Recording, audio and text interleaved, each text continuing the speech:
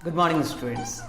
आज हम लोग हिंदी व्याकरण पढ़ने जा रहे हैं और आज हम हिंदी व्याकरण के स्टार्टिंग यानी बेसिक चीज़ों के बारे में जानेंगे। तो जो चैप्टर मैं स्टार्ट करने जा रहा हूँ उसका नाम है भाषा एवं व्याकरण। तो आइए हम जानते हैं सबसे पहले भाषा के बारे में। तो भाषा किसे कहते हैं?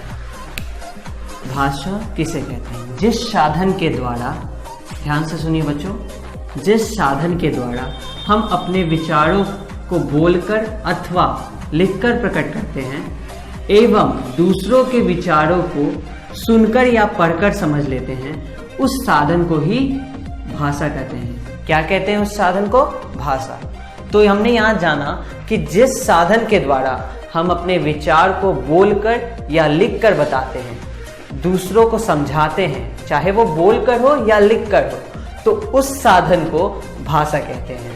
अब आगे हम जानेंगे कि भाषा के कितने भेद होते हैं। तो भाषा के कितने भेद होते हैं? भाषा के 2 भेद होते हैं। कौन कौन से? तो पहला मौखिक और दूसरा लिखित। भाषा के कितने भेद? 2 भेद होते हैं। कौन कौन से? मौखिक और लिखित।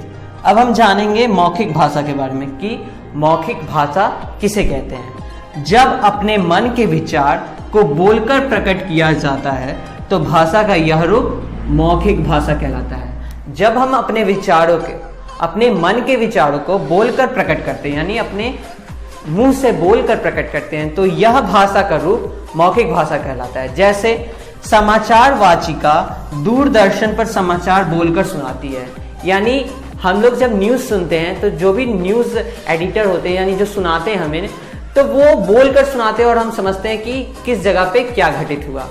जिस तरह से मैं आपको भी यहाँ पढ़ा रहा हूँ, मैं आपको ये सारे चीज समझा रहा हूँ, तो मैं आपको बोलकर पढ़ा रहा हूँ, तो मैं जो भाषा का रूप प्रयोग कर रहा हूँ वो मौखिक है। हमारी दादी या कोई भी हमें जब कहानी सुनाते हैं तो वो कहानी सुनाने के समय बोलकर सुनाते हैं, तो वह रूप, वह भाषा का रूप मौखिक होता है। आगे हम जानेंगे लिखित भाषा के बारे में। लिखित भाषा, जब हम हाथ या मशीन से लिखकर अपनी बात दूसरे तक पहुंचाते हैं तो भाषा का यह रूप लिखित भाषा कहलाता है। जब हम अपने विचारों को हाथ से लिखकर पत्र के रूप में, निबंध के रूप में, कहानी के रूप में या मशीन के द्वारा, यानी आजकल कंप्यूटर्स पे हम टाइप करते हैं, ईमेल्स भेजते हैं, तो वो रिटन वर्क होता है। तो जितने भी हम रिटन वर्क करते हैं यानी हाथ से लिख के या मशीन पे टाइप करके और अपने विचार को दूसरों तक पहुंचाते हैं, वो सारे भाषा का रूप लिखित भाषा कहलाता है। जैसे बच्चे परीक्षा कक्ष में परीक्षा दे रहे हैं, यानी जब बच्चे एग्जाम्स देते हैं अपने, तो वो रिटन देते हैं, उसमें भी होता है रिटन और ओरल। तो यहाँ पे लिखा है कि बच्चे परीक्षा कक्ष में परीक्षा दे रहे हैं, यानी वो अपने क्वेश्चंस को सॉल्व कर रहे हैं, यानी वो लिख कर सॉल्व कर रहे हैं, तो वो लिखित भाषा का वहां पे प्रयोग कर रहे हैं। आगे जानते हैं कि भारत की राजकीय भाषा क्या है? हिंदी। क्या है? हिंदी। तो भारत की राजकीय भाषा हिंदी है।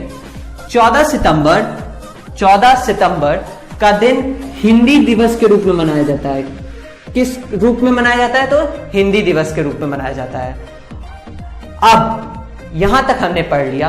अब भाषा को लिखने के लिए एक तरीका, एक कोई माध्यम या ढंग होना चाहिए। तो व्याकरण या हिंदी में उसे हम लिपि के नाम से जानते हैं। किस नाम से जानते हैं? लिपि के।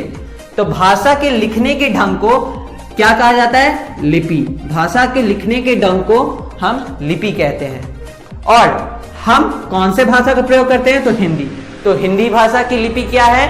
हिंदी भाषा की लिपि देवनागरी है, यानी हम देवनागरी से जानते हैं कि हिंदी भाषा किस प्रकार लिखा जाता है। उसके बाद लास्ट टॉपिक है व्याकरण, यानी व्याकरण। भाषा हमने पूरा पढ़ लिया और अब व्याकरण का ज्ञान लेंगे।